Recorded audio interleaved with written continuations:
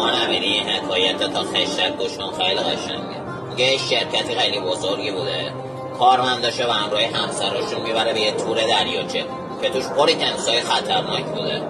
رئیس شرکت واسه خاطر اینکه یه مقدار جذاب بشه میگه هر کی تونست بپره تو این رودخونه $1,000,000 جایزه میگیره.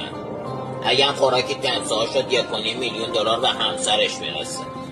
همه ترسیده بودن، نگاش نمی‌کردن چه برسه بپرن تو آب. میبینن اون بای رودخونه یه نفر شیرجه زده داره به سرعت شنا میکنه. موفقم میشه میرسه اون بای رودخونه. اون یکی از کارمندای فقیری شرکت بود که ماشاءالله یهو میلیونر میشه.